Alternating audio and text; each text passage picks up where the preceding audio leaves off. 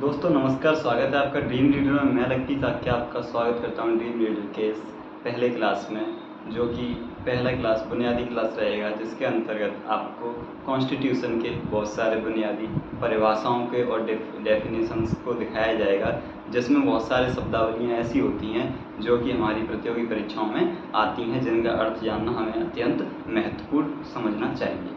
चलिए इसी के साथ शुरू करते हैं अपने इस सेशन को, और ध्यान से बने रहिए, समझने की कोशिश करिए। इस पूरे सेशन में आप लोगों को बहुत अच्छा फील होगा, अच्छे से समझिए। नोट्स बनाना चाहें तो नोट्स बना लीजिए, आपके लिए बेहतर साबित होगा। चलिए शुरू करते हैं। ये क्लास आपकी है पॉलिटी की, इसकी कॉन्स्टिट्यूशन एंड पॉलिटी, शॉर्ट में पॉलिटी जानते हैं इसे। भारत का संविधान एवं राज्य व्यवस्था, भारतीय संविधान एवं राज्य व्यवस्था।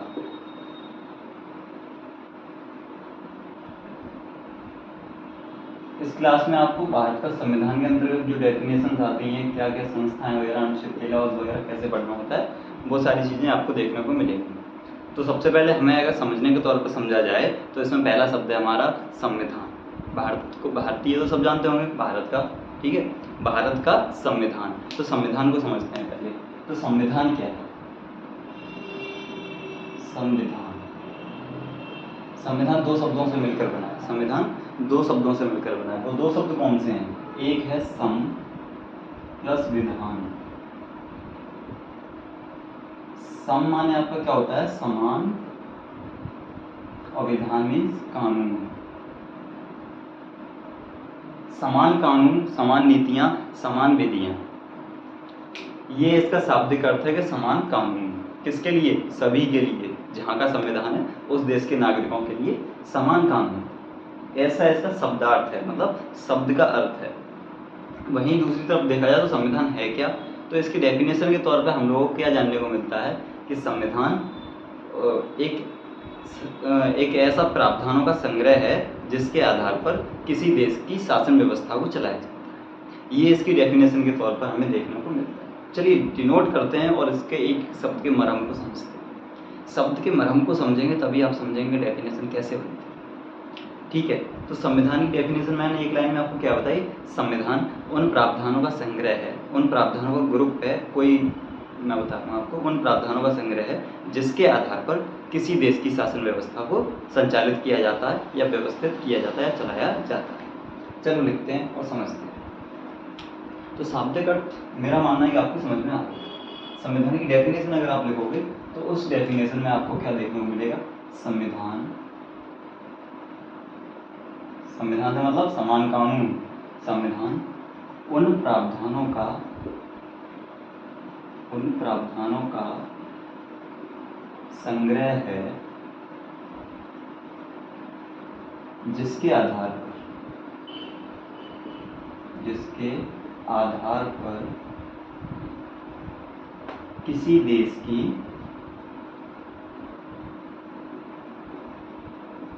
शासन व्यवस्था को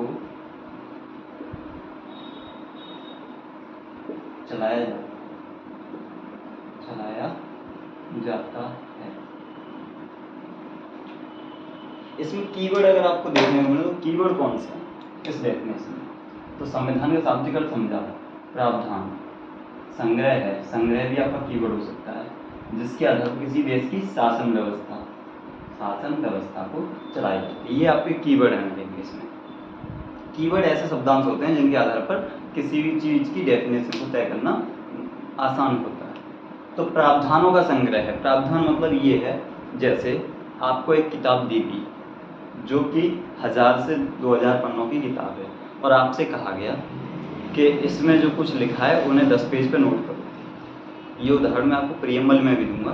तो जब 10 पेज पर नोट करेंगे तो आप एक पेज पर जो जो चीज़ें लिखेंगे वो क्या हो जाएंगे? सारे प्रावधान। हर पेज क्या हो जाएगा? उसका प्रावधान। और उन प्रावधानों को जब संग्रह कर दिया जाएगा, उन्हें मिला के एक पुस्तक का रूप दे दिया जाएगा, तो उसे क्या कहेंगे? प्रावधानों का संग्रह। यहाँ तक बात स्पष्ट है? तो प्रावधानों का संग्रह है जिसके आधार पर किसी देश की शासन व्यवस्था को चलाया जाता है। अब इसमें सबसे पहले शासन क्या होता है, शासन व्यवस्था को चला रहे हैं, लेकिन शासन है क्या दरअसल में। तो शासन यहीं से इसे बाहर निकाल लो और क्या लिखेंगे इसमें कि शासन क्या है। तो शासन क्या है, शासन वह है जो व्यक्ति के इसकी डेफिनेशन के तौर पर व्यक्ति के सार्वजनिक जीवन को संचालन करना ही शासन कहलाता है। संचालन करना शासन कहलाता है। व्यक्ति के सार्वजनिक जीवन को संचालन करना। आप शासन चला रहे हैं किसी देश में, तो उस देश में क्या करेंगे, उस देश के जो नागरिक होंगे उन नागरिकों का जो पब्लिक लाइफ है उसके लिए क्या कहते हैं नीतियां जो आप बनाएंगे, तो उसकी पब्लिक लाइफ को मद्देनजर रखते हुए बनाएंगे। तो वही चीज़ कही गई है कि व्यक्ति के सार्वजनिक जीवन को आप जैसे संचालन करेंगे, जिन व्यवस्थाओं से संचालन करेंगे, उसी को शासन कहा जाता है। और इस सार्वजनिक जीवन के अंतर्गत देखा जाए तो क्या क्या आ जाता है किसी व्यक्ति के लिए, उसकी इकोनॉमी आती है, अर्थव्यवस्था, यही आपकी देश की कानून नीतियां हो जाएंगी, कानून नीतियां, किसी व्यक्ति की शिक्षा सार्वजनिक मुद्दा है, और विदेश नीतियां, और क्या ले सकते हैं आप, और इसमें आप ले सकते हैं प्रशासन। तो ये सब चीजें जो हैं वो क्या है, व्यक्ति का सार्वजनिक जीवन ही तो है ये। अर्थव्यवस्था, कानून नीतियां, शिक्षा संबंधी नीतियां, विदेश संबंधी नीतियां और सब प्रशासन, ये सब क्या है, व्यक्ति के सार्वजनिक जीवन को संचालन करते हैं इनसे। तो शासन क्या होगा, व्यक्ति के सार्वजनिक जीवन को संचालन करना ही शासन कहलाता है। यहाँ तक बात स्पष्ट है आपको। संविधान समझ में आया। संविधान क्या है, संविधान उन प्रावधानों का संग्रह है जिसके आधार पर किसी देश की शासन व्यवस्था को चलाया जाता है। शासन व्यवस्था क्या है, शासन क्या है, तो शासन किसी व्यक्ति के सार्वजनिक जीवन को संचालन करना ही शासन है। सार्वजनिक जीवन के अंतर्गत क्या क्या आता है, उसकी अर्थव्यवस्था, विदेश नीतियाँ, कानून नियम, प्रशासन और शिक्षा संबंधी नीतियाँ, ये सब सार्वजनिक जीवन के अंतर्गत आते हैं। यहाँ तक बात स्पष्ट है, आगे बढ़ें। अब इसके बाद ये कहा जाता है कि अगर संविधान है तो संविधानवाद भी समझ लो कि संविधान के साथ साथ संविधानवाद चलता है।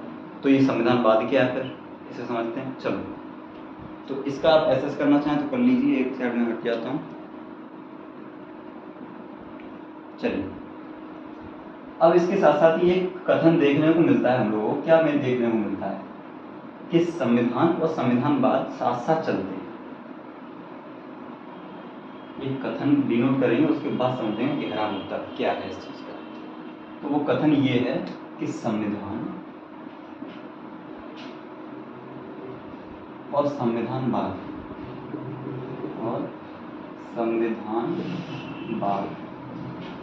साथ साथ चलते हैं।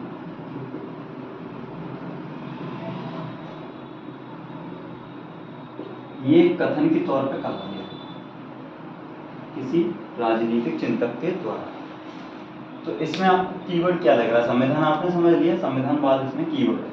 तो संविधानवाद को उठाओ और समझो क्या है संविधानवाद। संविधानवाद का मतलब होता है सीमित शासन।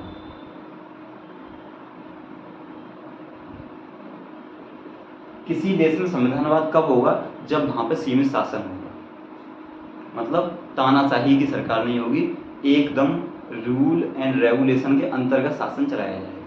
और सीमित शासन कब होगा आपका, तो सीमित शासन होगा आपका जब मनमाने शासन का अभाव होगा। मनमाने शासन का अभाव होगा, मतलब तानाशाही नहीं होगी, तानाशाही नहीं होगी।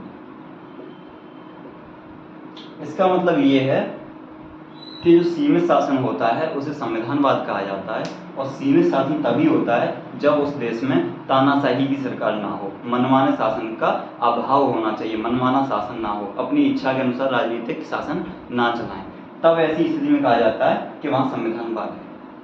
और मनमाना शासन कब नहीं होगा, तो इसके ऊपर भी कंडीशन क्या लागू होती है कि मनमाना शासन ना हो पाए, इसके लिए क्या होना चाहिए, लोकतंत्र की सरकार होनी चाहिए, लोकतंत्र होना चाहिए और संविधान के अनुसार शासन, संविधान के अनुसार शासन। और क्या होना चाहिए, इसके साथ साथ व्यक्तियों के अधिकारों को मान्यता दी जानी चाहिए, अधिकारों की मान्यता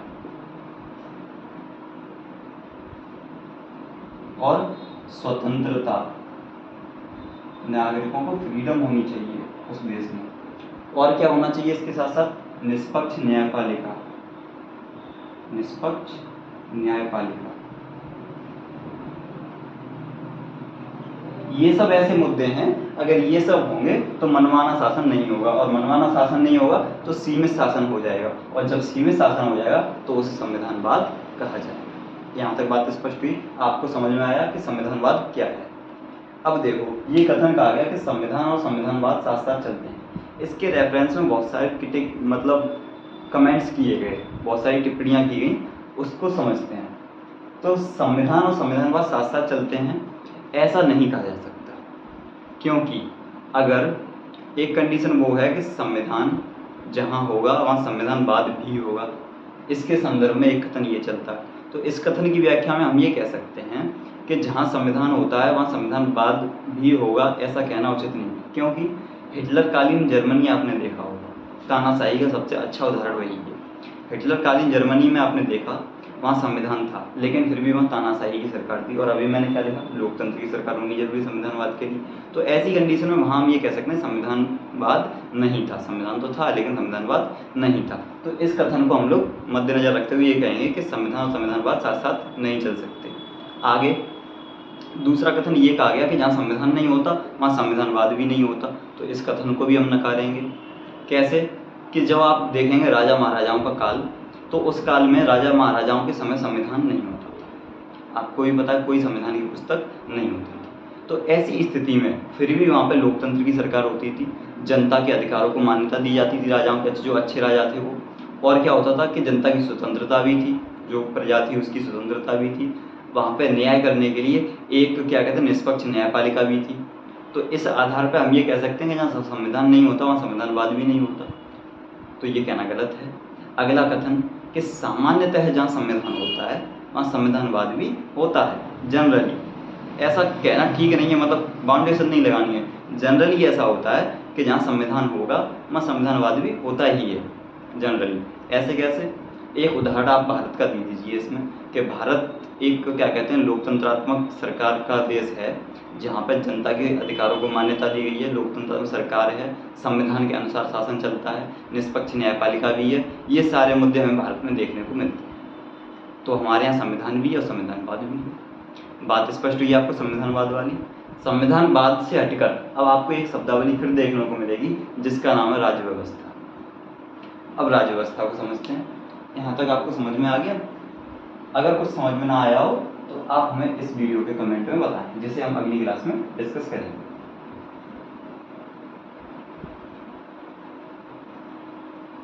एक शब्द देखने को मिलेगा आपको, राज्य व्यवस्था, राज्य व्यवस्था।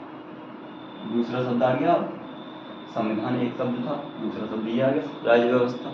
तो राज्य व्यवस्था क्या है? राज्य व्यवस्था संविधान का व्यवहारिक रूप है। क्या है? संविधान का व्यवहारिक रूप। संविधान का व्यवहारिक रूप। देखो ऐसा होता है कि संविधान एक पुस्तक के तौर पर लिखा हुआ है हमारे भारत देश में, जिसमें बहुत सारे प्रावधान लिखे हुए हैं। जब वो प्रावधान लागू होते हैं तो लागू होते समय उन पर लोकसभा में कार्यवाही होती है, राज्यसभा में कार्यवाही, संसद में कार्यवाही होती है, फिर वे लागू होकर हमारे देश के मतलब लागू हो जाते हैं पूरे देश में। फिर क्या होता है, कुछ चीज़ें ऐसी होती हैं जिनसे मतलब उन्हें दिक्कत होती है, तो वो उस पर केस वगैरह करते हैं। फिर वो चीज़ सुप्रीम कोर्ट जाती है, सुप्रीम कोर्ट में न्यायालय के उस पर निर्णय आते हैं और फैसले आते हैं। तो ये सब चीज़ जो है व्यवहारिक चीज़ जो हो रही है हमारे देश में, जब तक किताब में सीमित है तब तक वो संविधान है, और किताब से निकलकर जैसे ही बाहर आया, लागू हुआ, लागू होने की प्रोसेस से ही वो है, मतलब संविधान में कार्रवाई चलने की प्रोसेस, संसद में कार्रवाई चलने की प्रोसेस से ही जितनी प्रक्रिया उसमें हुई वो सब हमारी कहलाएगी राज्य व्यवस्था। राज्य व्यवस्था को इंग्लिश में कहते हैं पॉलिटी। कॉन्स्टिट्यूशन अलग है, पॉलिटी अलग है। कॉन्स्टिट्यूशन क्या है? एक किताब है एक संग्रह है जिसके आधार पर शासन व्यवस्था चलाई जाती है। और शासन व्यवस्था कैसे चलाई गई है, व्यवहार में वो चीज़ लागू होती है तो उसे पॉलिटी कहा जाता है, राजनीति कहा जाता है, राज व्यवस्था कहा जाता है। तो आप भी देखते होंगे घर घर की पॉलिटिक्स, एक उदाहरण के तौर पर, मतलब हर घर में पॉलिटिक्स चलती है। तो पॉलिटिक्स व्यवहार में दिखती है हमें, इसलिए हम ये कहते हैं कि राज्य व्यवस्था व्यवहारिक रूप है। अब व्यवहारिक रूप है तो इसके कुछ घटक भी हैं, कुछ तत्व भी हैं जो कि संविधान को व्यवहार में बनाते हैं। राज्य व्यवस्था को बनाने वाले कुछ घटक होते हैं। जैसे कुछ एक घटक के रूप में आपको दिखेगा संसद की प्रक्रिया। संसद की प्रक्रिया,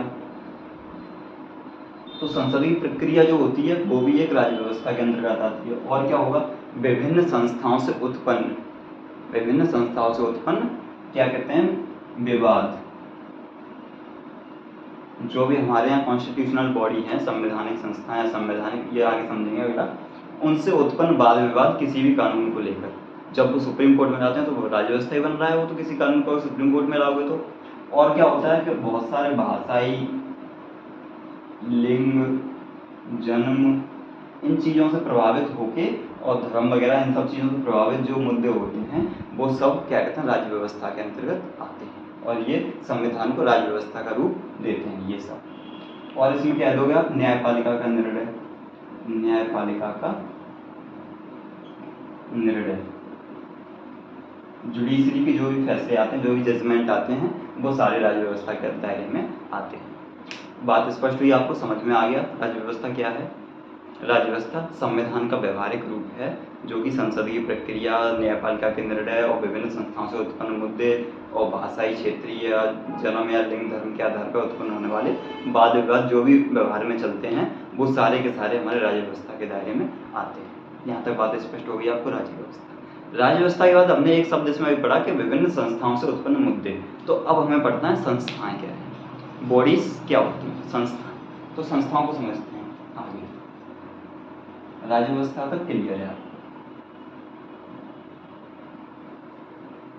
आगे एक शब्दावली आपको देखने को मिलेगी, संस्थाएं। हमारे भारत देश में 3 प्रकार की संस्थाएं पाई जाती हैं जिनसे राज्य व्यवस्था का निर्माण होता है, जो कि राज्य व्यवस्था का निर्माण करती है। तो वो 3 कौन सी हैं? पहली जो संस्था होती है हमारे देश में उसे बोलते हैं हम संवैधानिक संस्था, संवैधानिक संस्था। दूसरे नंबर पर जो है उसे बोलते हैं असंवैधानिक संस्था, असंवैधानिक संस्था। समझ में तो आ रहा है? ऊपर से तो नहीं जा रहा? जा रहा हो तो थोड़ा वीडियो को पॉज करो, पानी वगैरह पियो, घूमो फिरो, फिर आ जाओ। समझना ही है, उसमें क्या दिक्कत है। तीसरी जो होती है हमारी उसे हम बोलते हैं गैर संवैधानिक संस्था, गैर संवैधानिक संस्था।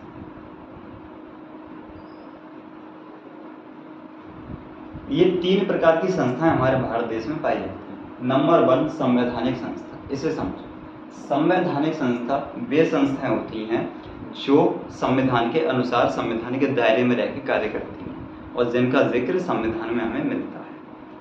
तो ये कॉन्स्टिट्यूशनल बॉडीज होती हैं जो संविधान के दायरे में रहकर कार्य करती हैं और जो कार्य भी करती हैं वो संविधान से प्रेरित होकर कार्य करती हैं। अर्थात संवैधानिक संस्थाओं का स्रोत क्या है? संविधान है। तो इसमें लिख लो संवैधानिक संस्था संविधान के दायरे में रहकर कार्य करती हैं, इनका स्रोत क्या है? संविधान। वहीं दूसरी तरफ असंवैधानिक संस्था, असंवैधानिक संस्थाएं वे संस्थाएं होती हैं जो संविधान के विरोध में कार्य करती हैं। संविधान विरोधी संस्थाएं जो होती हैं वो असंवैधानिक संस्था होती हैं। इनमें लिखो संविधान विरोधी संस्था। ये संविधान के दायरे में रहकर कार्य नहीं करती हैं, संविधान से दूर हटके चलती हैं और संविधान का विरोध करती हैं। ऐसी संस्था उन्हें असंवैधानिक संस्था कहा जाता है। और आपके जो भी भारत देश में जितने भी नक्सलवादी या आतंकवादी संगठन हैं वो सारे इसी के अंतर्गत आते हैं, वो सारी असंवैधानिक संस्थाएं। इसके उदाहरण में आप लिखोगे तो सिमी, आपने सुना होगा, एक आतंकवादी संगठन, ये असंवैधानिक संस्था है। और उल्फा उस्फा सॉरी अस्फा जो है वो असंवैधानिक बॉडी है। और आपका पंजाब में एक खालसा बब्बर सुना होगा आपने, खालसा बब्बर, ठीक है, तो ये भी असंवैधानिक संस्था के अंतर्गत आते हैं। यहाँ तक बात स्पष्ट हो गई, संवैधानिक असंवैधानिक। अगली है गैर संवैधानिक। गैर संवैधानिक वे संस्थाएं होती हैं जो कि संविधान में जिनका जिक्र नहीं है, लेकिन ये संविधान के दायरे में रह के कार्य करती हैं, संविधान के विरोध में नहीं जाती हैं, लेकिन इनका संविधान में जिक्र नहीं मिलता है। तो ये 3 तरह से बनती हैं, पहला, दूसरा और तीसरा हम लोग समझेंगे।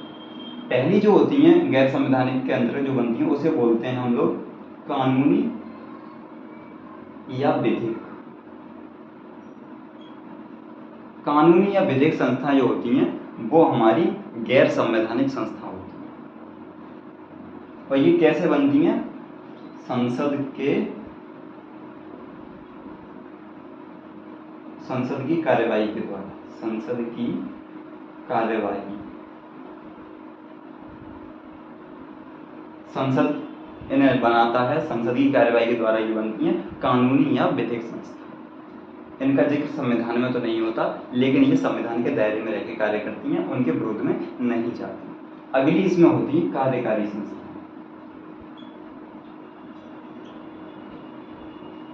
जैसे इसके उदाहरण में आप लेना चाहो तो एग्जाम्पल में NHRC लिख लो। ह्यूमन राइट्स कमीशन जो बना है हमारा, मानवाधिकार आयोग, राष्ट्रीय मानवाधिकार आयोग, नेशनल ह्यूमन राइट कमीशन, तो ये हमारा कानूनी या विधिक संस्था है जो कि संविधान के दायरे में रहकर कार्य करती है, उसके विरोध में नहीं जाती है। ये चीज आपको भी पता है। मानवाधिकार आयोग। कार्यकारी वे होती हैं जो राज्य के उपराज्यपाल और संघ के राष्ट्रपति के आदेश से बनती हैं, के आदेश, इनके आदेश से निर्मित जो संस्थाएं होती हैं उन्हें कार्यकारी संस्था कहा जाता है। जो किससे बनती हैं? उपराज्यपाल या राष्ट्रपति के आदेश से बनती है। इनके उदाहरण में आप लिखना चाहो तो नीति आयोग लिख लो। नीति आयोग। नीति आयोग जो आपका बना है, जिसके अध्यक्ष प्रधानमंत्री जी हैं माननीय नरेंद्र मोदी जी, वो क्या कहते हैं? कार्यकारी संस्था है। तीसरा टाइप इसमें होता है अन्य। अन्य में क्या होता है कि जो समाज के शिक्षित वर्ग हैं, सिविल सोसाइटीज, वो क्या करते हैं कि एक ग्रुप बनाते हैं, उस ग्रुप से सरकारी संस्थानों में पंजीकरण करवाते हैं, सरकारी तरीके से बिल्कुल। उसका पंजीकरण के बाद जो संस्था बनाते हैं वो उसे गैर संवैधानिक संस्था या अन्य कहा जाता है। तो इसमें आप लिख लो रजिस्ट्रेशन के द्वारा बनाई गई या पंजीकरण के द्वारा निर्मित। इसमें आप एग्जाम्पल के तौर पर अगर लिखना चाहो पंजीकरण के द्वारा निर्मित संस्था, तो आप लिख लो इसमें एनजीओ, नॉन गवर्नमेंट ऑर्गेनाइजेशंस जो आपके होते हैं एनजीओस, वो आपके इसमें दायरे में आते हैं जो पंजीकरण के द्वारा बनते हैं। अब एक पॉइंट ये है कि जो गैर संवैधानिक संस्थाएं होती हैं इनका जिक्र संविधान में नहीं होता तथा ये संविधान के दायरे में रहकर कार्य करती हैं, संविधान के विरोध में नहीं जाती। वहीं दूसरी तरफ जो संवैधानिक संस्थाएं होती हैं ये भी संविधान के दायरे में रहकर कार्य करती हैं, संविधान के विरोध में नहीं जाती, लेकिन इनका जिक्र संविधान में है और उनका जिक्र संविधान में नहीं। रही बात असंवैधानिक संस्था की, तो ये विरोधी संस्थाएं हैं जो कि संविधान के विरोध में कार्य करती हैं, जैसे सिमी, उस्पा, खालसा बब्बर जैसे संगठन। यहाँ तक बात स्पष्ट है? आप इसका एसएस कर लो, फिर आगे बढ़ते हैं।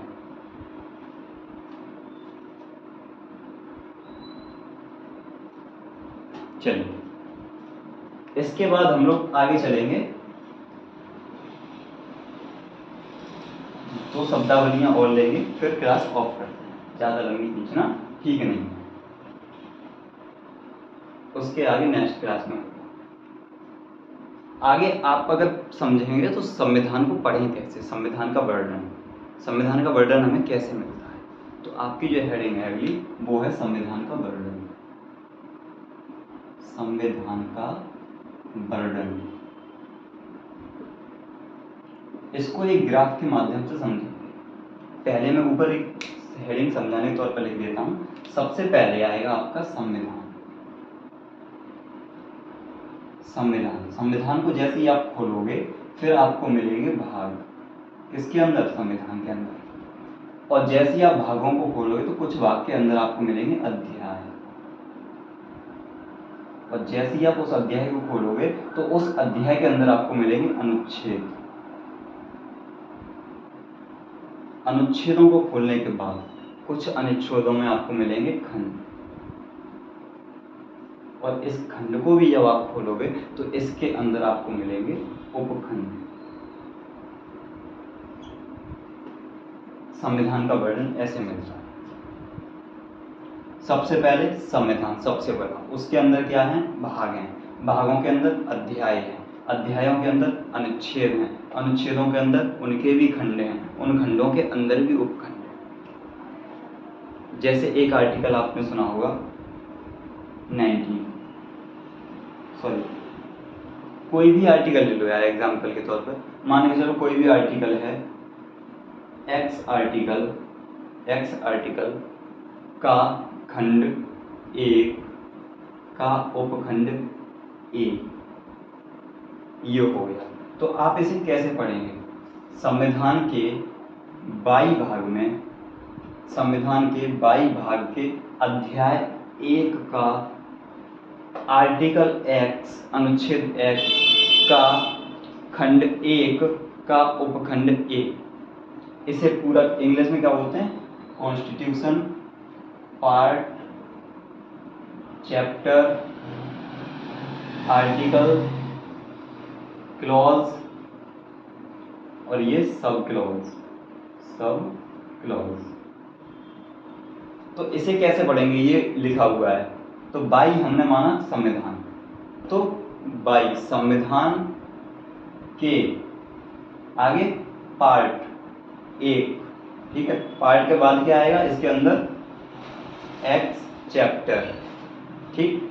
एक्स चैप्टर के अंदर आर्टिकल 1, आर्टिकल 1 के अंदर खंड ए, और उपखंड भी जोड़ना चाहो तो जेड मान लो यार, उपखंड जेड में ऐसी बात लिखी हुई है। कैसी बात लिखी हुई है, वो आर्टिकल में। वैसे इतना लंबा प्रोसेस होता नहीं है, वो यहीं तक सिमट के रह जाता है। 19(1) का ए इतना ही होता है, ज़्यादा से ज़्यादा, इससे ज़्यादा नहीं होता। भाग 5 में हालांकि अध्याय मिलते हैं, बाकी में नहीं मिलते हैं। तो इसे एक ग्राफ के तौर पर अगर समझा जाए तो गोले बना लो। सबसे पहले संविधान के अंदर भाग, भाग के अंदर अध्याय, अध्याय के अंदर अनुच्छेद, अनुच्छेद के अंदर खंड, खंड के अंदर उपखंड। तो सबसे ऊपर संविधान,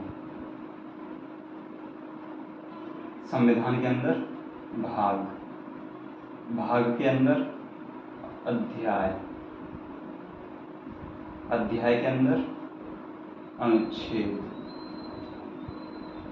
अनुच्छेद के अंदर आपको क्या मिलेगा, खंड, और खंड के अंदर उपखंड। ये ग्राफ है आपका संविधान के वर्णन का। यहां तक बात स्पष्ट हुई। अगर आपको कोई आर्टिकल पूछा जाए कि इस आर्टिकल को पढ़ के दिखाओ, इस आर्टिकल को पढ़ के दिखाओ, कैसे पढ़ोगे, तो हम बोलेंगे संविधान के भाग 3 के, अब इसमें अध्याय तो है नहीं, भाग 3 में अध्याय तो है नहीं, तो उसे छोड़ेंगे।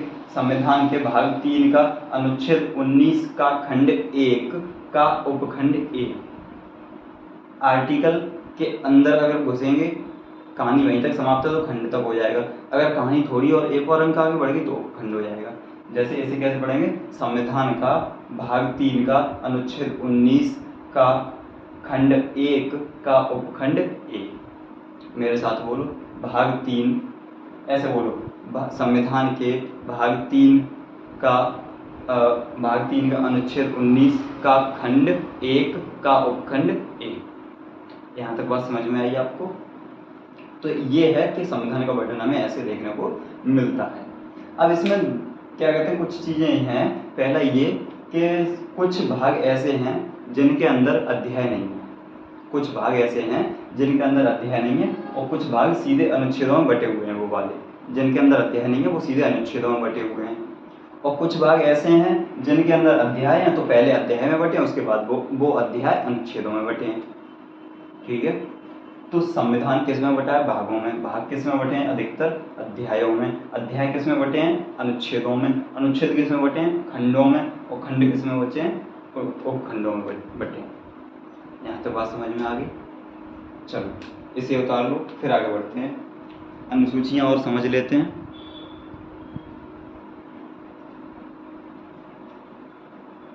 तो संविधान का वर्णन हमें ऐसे देखने को मिलता है।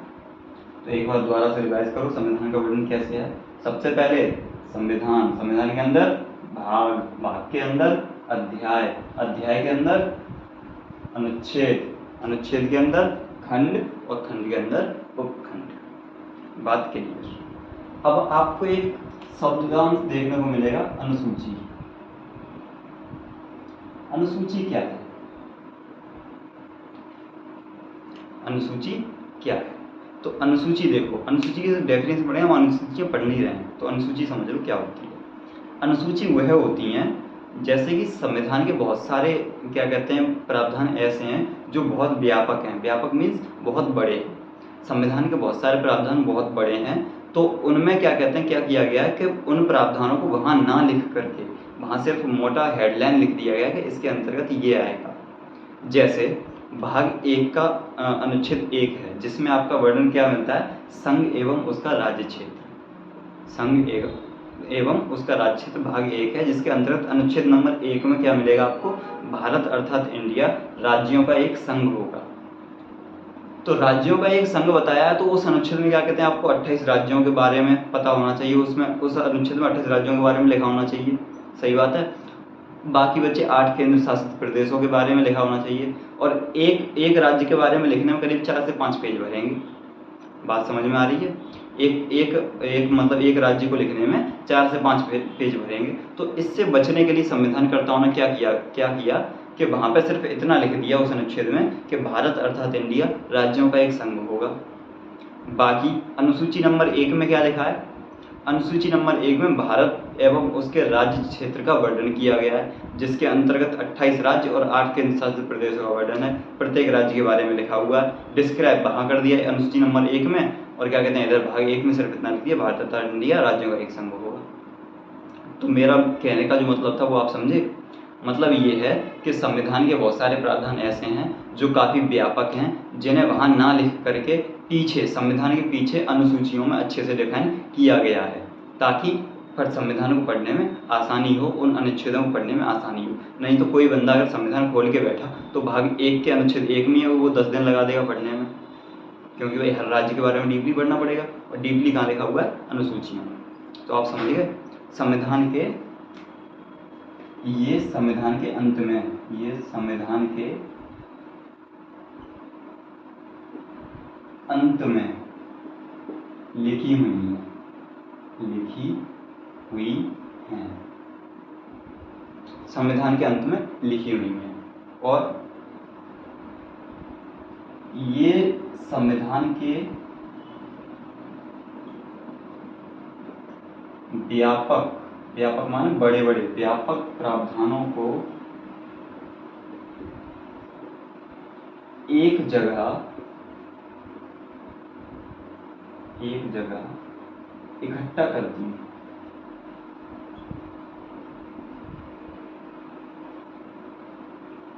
क्योंकि हर जगह अगर एक अनुच्छेद 10 पेजों में डिस्क्राइब होगा तो भाई ऐसे तो पढ़ेगा संविधान, फिर कब तक संविधान का क्या कहते हैं व्याख्या करते रहेंगे सर्वोच्च न्यायालय वाले। इतने भाई बेरोजगार थोड़ी हैं वो, है ना, उनके पास और भी मुद्दे हैं सुनने के लिए। संविधान की व्याख्या करते रहेंगे तो बन गया काम। तो इसलिए अनुसूचियों का निर्माण किया गया। अनुसूचियों का निर्माण के बाद अब हम आपको बता रहे हैं आगे की क्लास का अपना शेड्यूल क्या होगा वो। तो हमें पढ़ना है संविधान का दर्शन। संविधान को हम कैसे पढ़ने वाले हैं? तो 3 भागों में उसे बांट के पढ़ेंगे। कितने भागों में? 3 भागों में। पहले में हम देखेंगे संविधान का दर्शन कहाँ देखने को मिलता है। संविधान का दर्शन, संविधान के दर्शन के बाद हम पढ़ेंगे सरकार का गठन।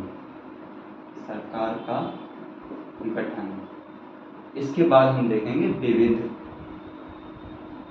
जो संविधान में विविध है, मतलब इन दो चीज़ों को छोड़ने के बाद जो बचता है वो सब उसमें आएगा।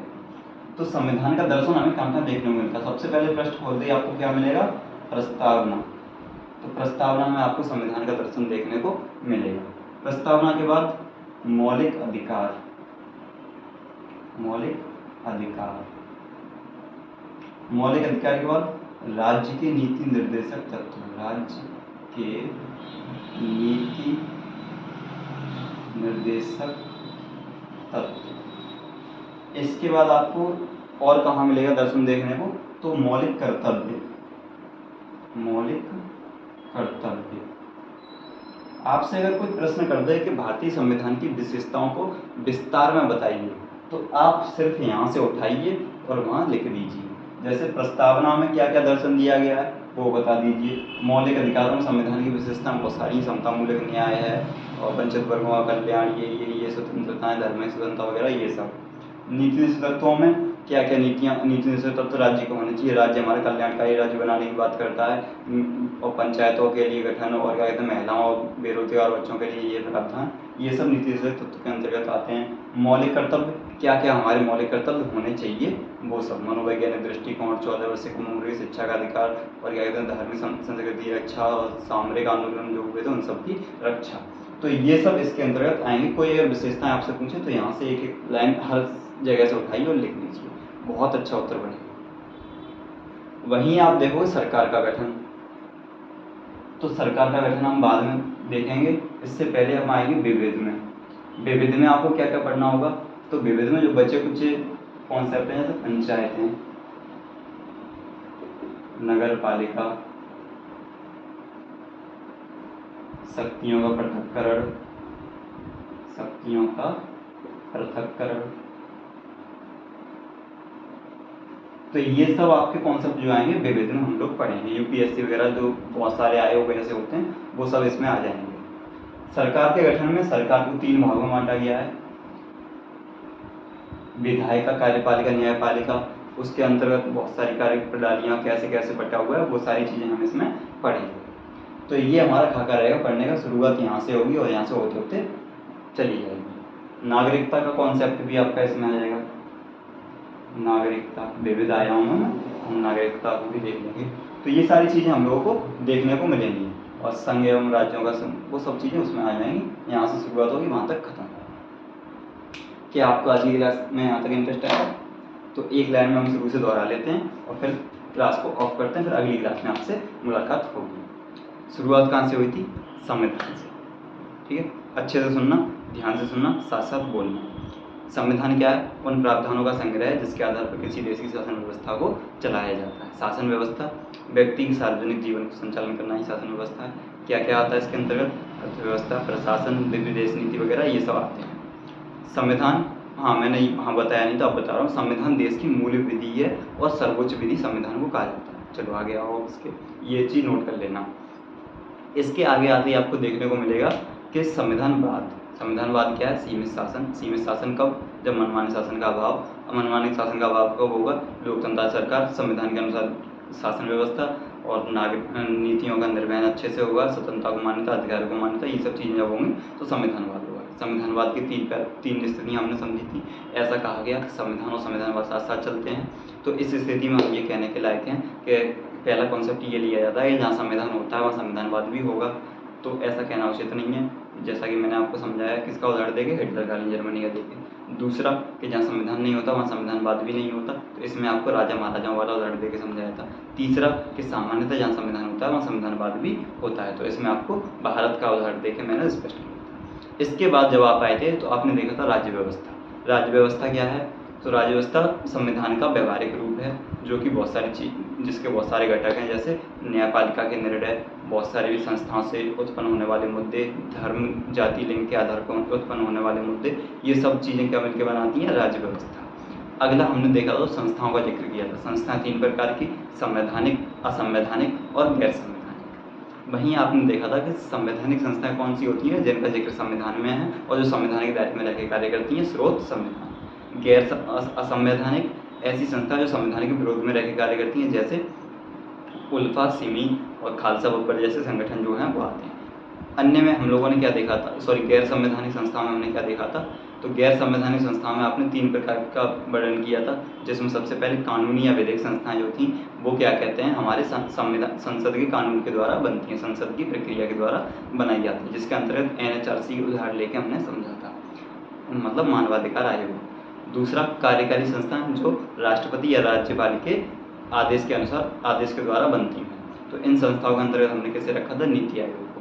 अन्य में हमने देखा था कि पंजीकरण के द्वारा जो संस्थाएं बनाई जाती हैं, रजिस्ट्रेशन के द्वारा जो संस्थाएं बनाई जाती हैं, सामान्य लोग जो हमारे सिविल सोसाइटीज होते हैं उनके द्वारा संस्थाएं जो रजिस्ट्रेशन के द्वारा बनती हैं उन्हें हम क्या कहते हैं, गैर संवैधानिक अन्य संवैधानिक संस्था। इसके अंतर्गत हमने कैसे रखा था, बहुत सारे जो NGOs बने जो कल्याणकारी कार्य करने के लिए उन्हें रखा था। संस्थाओं को समझने के बाद हम लोगों ने ये समझा था कि जो गैर संवैधानिक संस्थाएं होती हैं इनका जिक्र संविधान में नहीं है, लेकिन ये संविधान के दायरे में रहकर कार्य करती हैं। वहीं जो संवैधानिक संस्थाएं हैं उनका जिक्र संविधान में है और वो संविधान के दायरे में रहकर कार्य करती हैं, और जो असंवैधानिक संस्थाएं हैं वो संविधान के विरोध में कार्य करती हैं। यहाँ तक बात स्पष्ट हुई।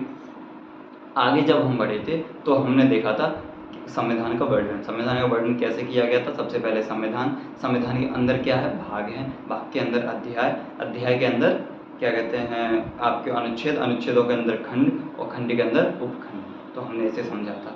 ठीक है, इसके बाद जब हम आए थे तो हमने अनुसूचियों को समझा था। अनुसूचियाँ क्या हैं कि संविधान के बहुत सारे व्यापक प्रावधान हैं जिनको एक जगह इकट्ठा करके लिख दिया गया है, उन्हें अनुसूचियाँ कहा जाता है। जैसे उदाहरण लेके हमने समझा था, अनुच्छेद 1 में संघ राज्य क्षेत्र का वर्णन किया गया, वैसे ही अनुसूची 1 में वहाँ ना लिख करके 28 राज्यों के बारे में अनुसूची 1 में लिख दिया गया भारत का राज्य क्षेत्र पूरा, एक राज्य को वहाँ डिफाइन किया गया है। ये चीज़ आपको समझ में आई थी।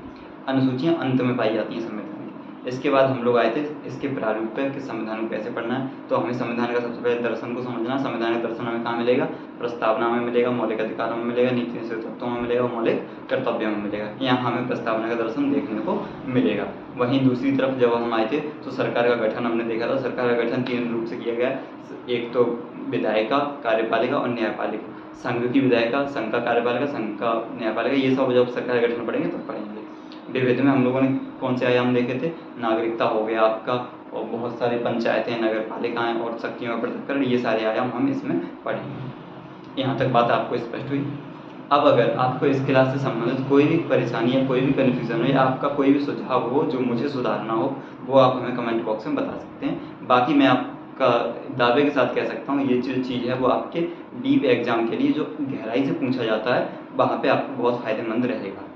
जैसे प्रतियोगी परीक्षाएं आपका UP PCS होता है, उसमें आपको यहाँ से क्वेश्चन मिलेंगे। मुख्य परीक्षा में भी आपको प्रश्न मिल सकते हैं। तो इसी के साथ आप लोगों को आज की क्लास समझ में आई। कल की क्लास में हम शुरू करेंगे, इसमें थोड़ा रह गया था बहुमत को हम कल देख लेंगे कल की क्लास में, और वहाँ से आगे चल के फिर हम आ जाएंगे प्रस्तावना, संविधान का दर्शन पर। तो वहाँ से हम शुरू करेंगे और ये शेड्यूल रहेगा, पूरा संविधान आपका कराया जाएगा इन क्लासों के माध्यम से। बाकी और क्लास ऐसी भी चल रही हैं मेरे द्वारा पॉलिटी की, जो UP पुलिस SI और UP पुलिस के लिए हैं, तो उनका भी लाभ अगर आप लेना चाहें तो आपको YouTube पे वो इसी हमारे ड्रीम लीडर पे आपको मिलेंगे। मिलते हैं अपनी अगली क्लास में, तब तक के लिए आपका बहुत बहुत धन्यवाद बने रहने के लिए। नमस्कार, आपका दिन शुभ हो।